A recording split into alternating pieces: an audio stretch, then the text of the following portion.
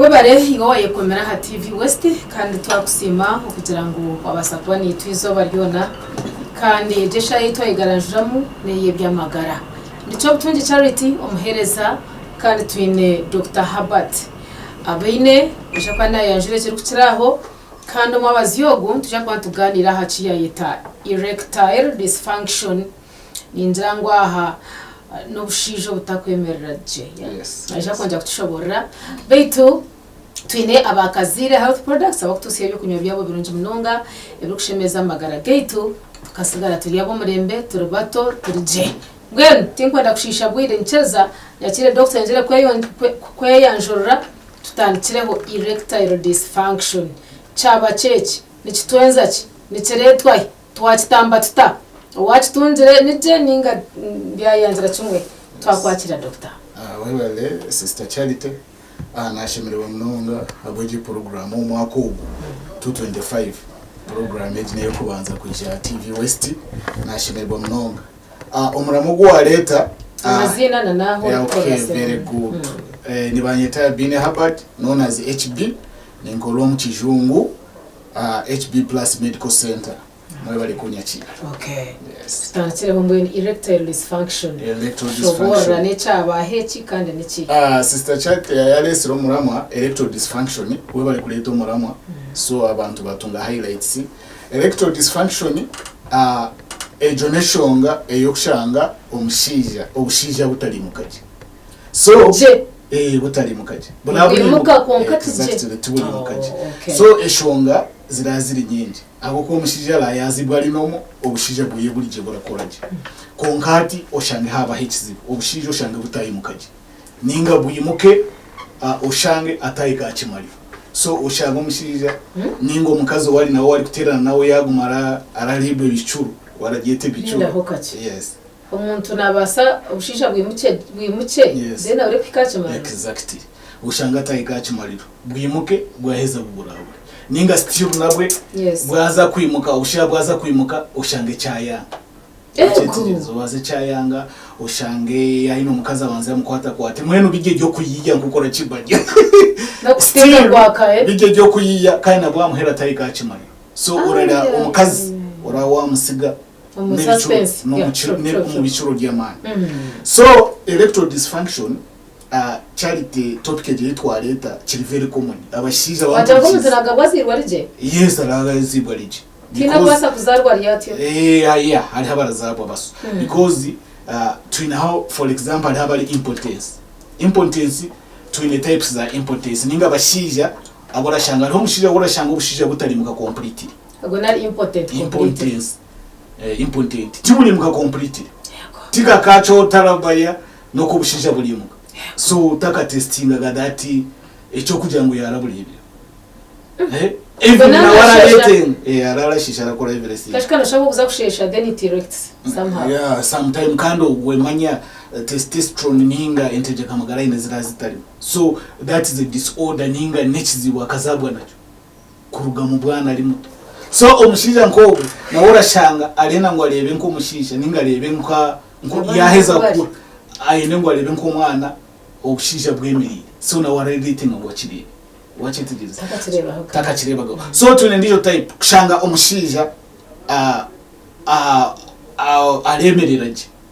obushisha bulemereraje kandi still aratera konka atarazara kandi riki konka atarazara na uri gutura mwite kifera that is impotence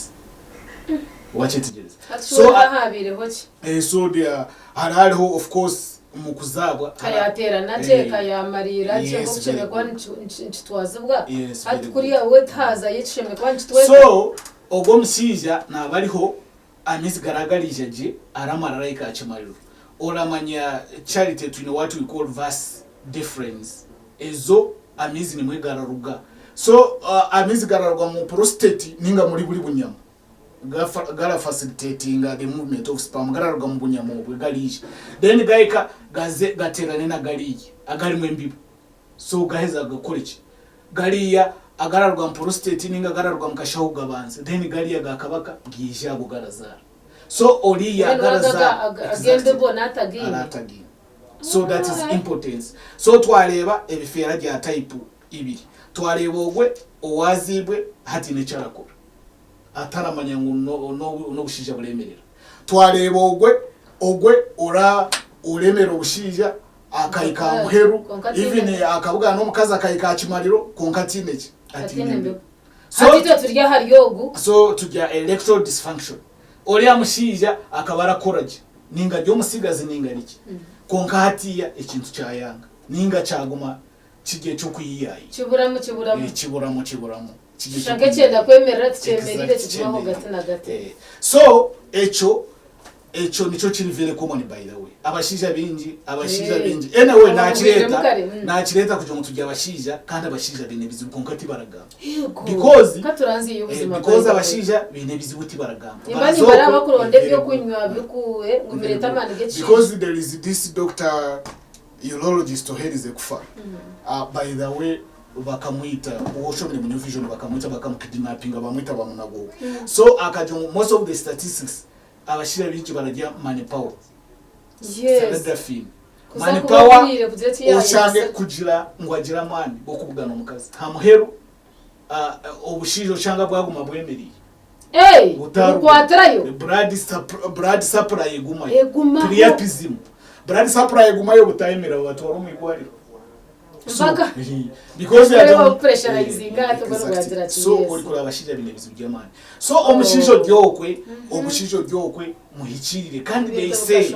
in a surveying World Health Organization baragira ngo abashija kukira munonga enyaka 40 kwisankaga n'etano because enyaka 40 abashija bune bine bizibugindi wache tegeza niyo yitejo so abashija binji bine stress bine depression bine ronis bine blood pressure yes to your mode so exactly so eshomani nyingi munonga so the World Health or USA ninga Canada bakakola statistics bajongo abashija bingi eshonga ninyingezo harimo blood pressure harimo heart disease ngwara z'umutima hariho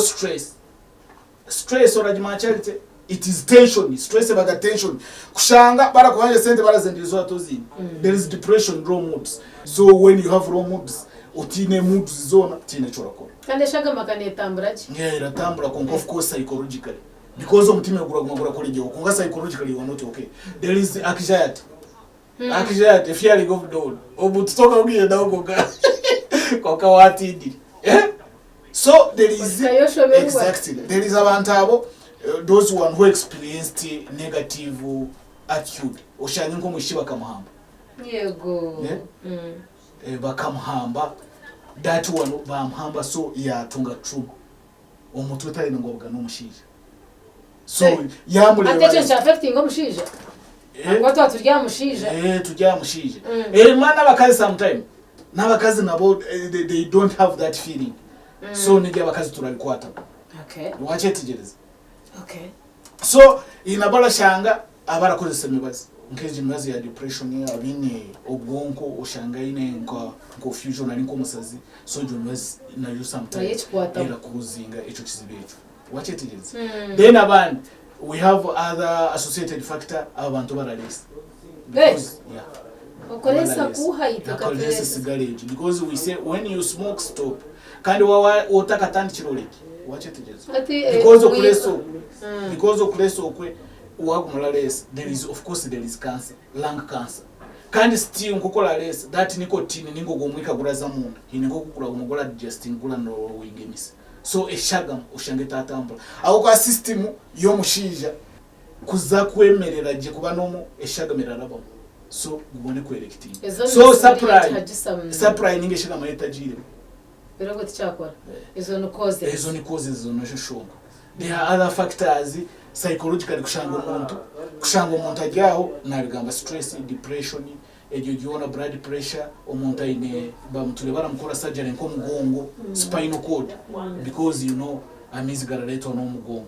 garagumiza so spinal cord ushanga bamushemize munonga wache tugeze so ushange nawe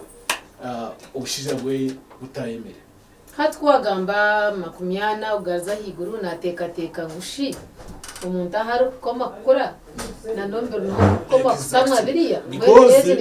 because age matters very much ahokwa age hera mataringira gukora akuri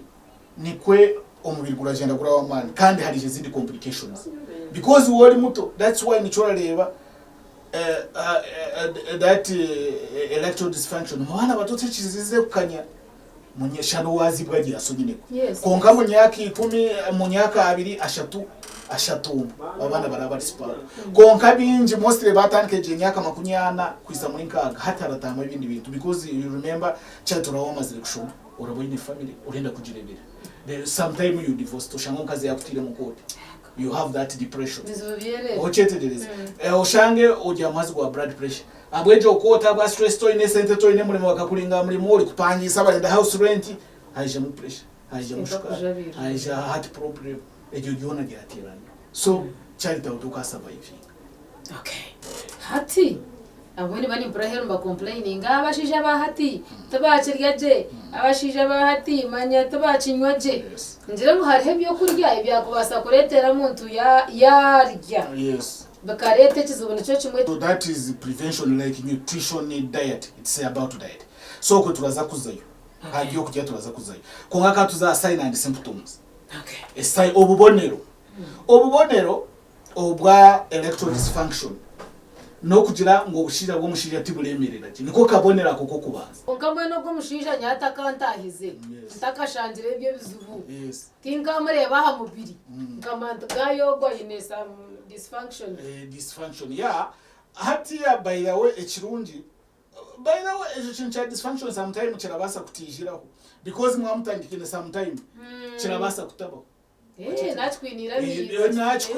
kandi arachari muto aho ko echo kiriza with time nabe kwenda kutasa myaka 80 n'umushoboye sometimes inabara abakine bari bato konkati is very rich ebinji birisha umuntu ko aratware nyaka sign and symptom by the way tizikanye nizezo yona ndaje ngo mureba abisha ukadora umuntu yatakorera bona kimwe ogo utwaye tekifera no murora ngo kumshani kifera so turenda kuza physical examination diagnosis none ngenda kubuza bazi atu kuza diagnosis twachimanyisi bwa kimwe umuntu nekifera watch it is twamanyisi bwa because itwabashaho omuntu yija akatugambira ibyo almost 90% it is physical examination turachebera ugo mushije uri problem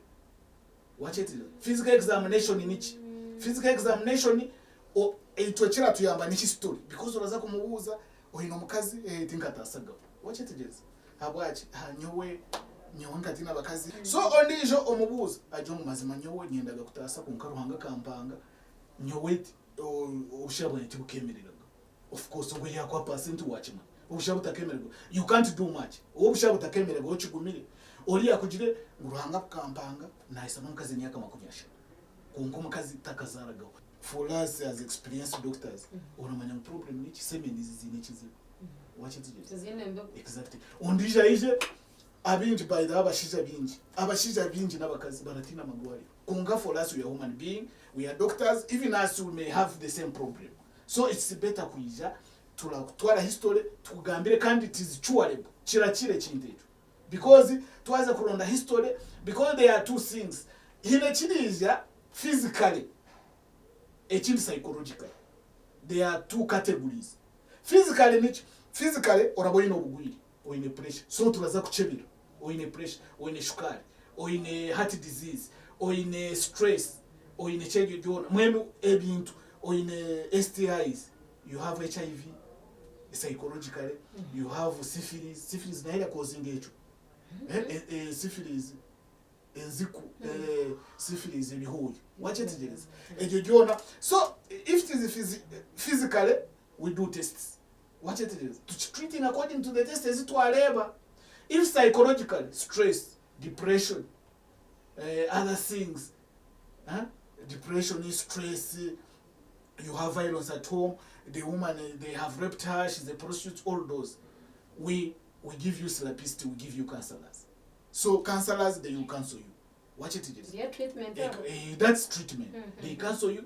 so by the counseling you can back to normal. Now if it is physical we do tests that tests as well hormone hormone levels sometimes omuntu olashanga omushaine testosterone oshanga eringi ejombi biraza we can test them then we correct them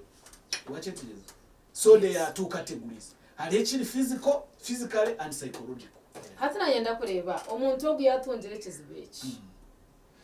obu yakitunga ninjira ngu nawe akabire nayenda ngu abase kuheebwa home remedies abo kuba tukuza kufutaha mbazi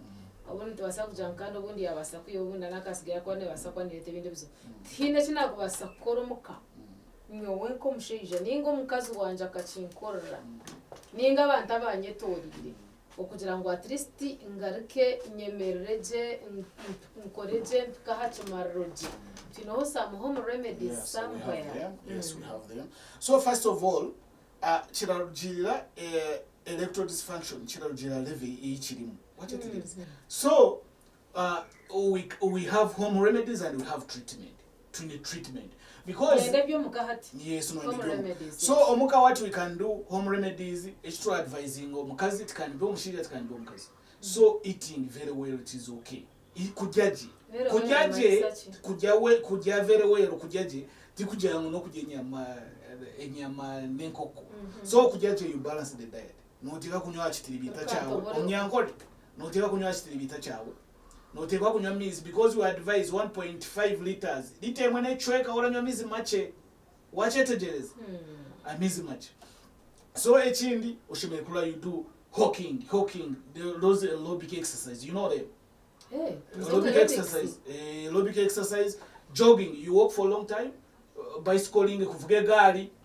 you otambule mpora you sweat like most of the corona time by the way. Corona kutera nabo kwa training kashati yamanya the blood supply. Omutima gwaguli kupampinga, you sweat and the all toxins even the clothes are there they remove zona selogom. Watch it today. Abashiija you do jogging, muvuge gari, munywa mizi mingi, then you keep physically fit, eh? You jog or kuruka that is hiking kuguruka kutambula emisozi patendere doctor aho kubakire exactly. So program yejo ndashaba abashiija bona n'abakazi abine problem ya erectile dysfunction bije tubahe emibazi we are there for you ekira tureme turabaha abadokita abandi abakugu babayambe mwebale mnonga kurukiza program ye.